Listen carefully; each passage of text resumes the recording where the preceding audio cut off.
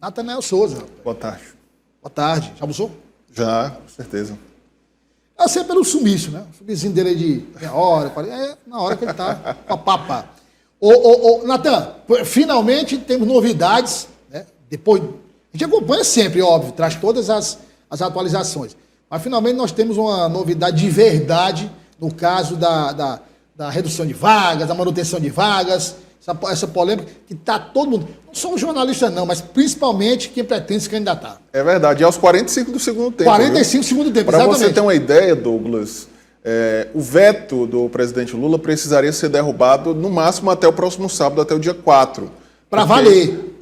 Para valer, levando em conta o princípio da anualidade, né? Que a mudança só poderia acontecer de fato se respeitar o prazo de, no mínimo, aí, 1 ano antes do processo eleitoral. Os deputados já estavam com as esperanças escassas, já estavam até conformados com a possibilidade de redução do número de vagas aqui no Piauí, de 10 deputados federais para 8 e de 30 vagas na Assembleia Legislativa caindo para 24. Ontem, uma decisão monocrática do ministro Luiz Fux, do Supremo Tribunal Federal, atendendo a um pedido do presidente do Congresso, Davi Alcolumbre, reacendeu a esperança na classe política do Piauí e de outros estados que acabariam perdendo vagas. O ministro decidiu que essa readequação das bancadas estaduais, levando em conta os novos dados populacionais, só deve ocorrer para a eleição de 2030.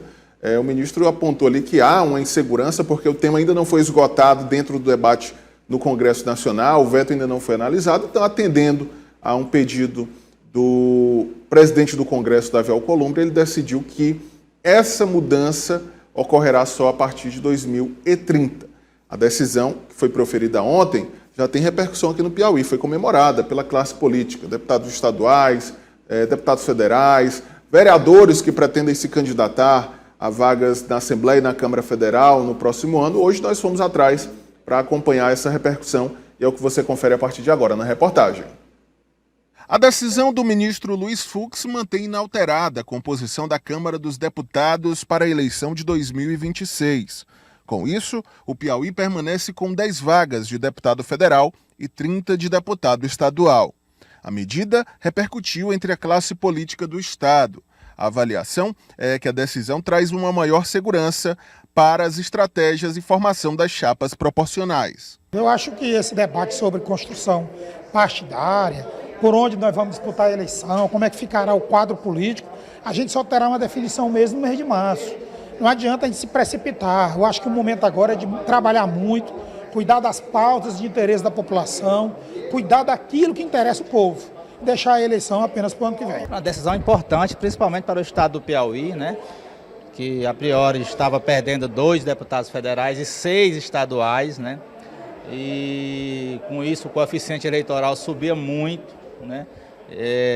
De certa forma, alguns colegas que tinham pretensão de ser candidatos, estavam desanimados, né?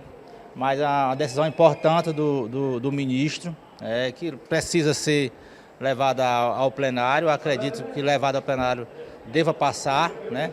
Então a gente fica feliz. A manutenção das vagas também teve repercussão na Câmara Municipal de Teresina.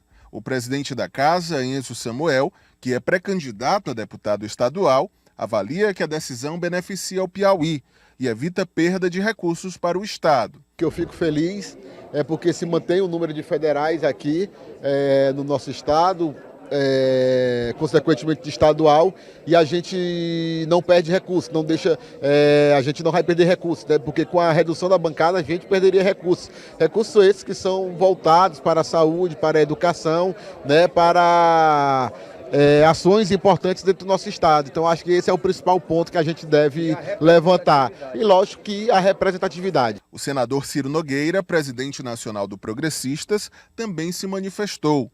Para ele, a redução de vagas na Câmara e na Assembleia poderia representar graves prejuízos ao Piauí. Nós estamos muito felizes com essa decisão do ministro Fux, que mantém para a próxima eleição a bancada federal nos estados brasileiros. Só para vocês terem uma ideia, o Nordeste e o Piauí em especial perderiam 8 vagas, que diminuiria muito os investimentos e a representatividade da nossa região. Então eu espero que essa decisão seja mantida agora no pleno no dia de hoje, para que o Piauí mantenha a sua representatividade. A decisão que mantém o número de vagas foi tomada em caráter liminar e ainda deve ser confirmada pelo plenário do Supremo Tribunal Federal. Vamos lá, Natan, destrinchar essa questão. Não, vamos bem rápido, Natan. Que aí nós vamos falar depois mais sobre essa decisão, mas só para a gente informar a nossa audiência. Como você falou na reportagem, é uma decisão. Primeiro, vamos lá, vamos primeiro. Mas com essa confusão de PEC da blindagem, anistia, julgamento do ex-presidente Bolsonaro, tudo isso perdeu ali tração, perdeu força a questão da quantidade de vagas, o veto presidencial, embora esse tema seja de sobrevivência para os políticos. Sim. Mas é que essas outras pautas ganharam ali uma importância por conta também política e tal. Mas aí veio a decisão monocrática. Monocrática quer dizer o quê? Decisão do ministro, de próprio punho, ele decidiu. Que pode, obviamente. Mas depois dessa decisão, o novo presidente já convocou o plenário. O ministro Edson Fachin, presidente do Supremo Tribunal Federal, tomou posse ontem. Uma das primeiras medidas e pautas dele foi convocar o plenário virtual do STF para avaliar, né? E aí existe uma expectativa para, nas próximas horas, a decisão definitiva ser publicada, com o plenário ratificando o que decidiu o ministro Luiz Fux ou revisando, derrubando. Existe essa possibilidade. Só um detalhe, o plenário virtual que você fala, o pleno ou a turma? É o pleno. Pleno. São os 11 ministros que aí só que de forma não presencial. Né? O presidente Fachin já acaba com qualquer discussão, que submete logo aos 11 e acabou a história. E aí o resultado deve sair nas próximas horas.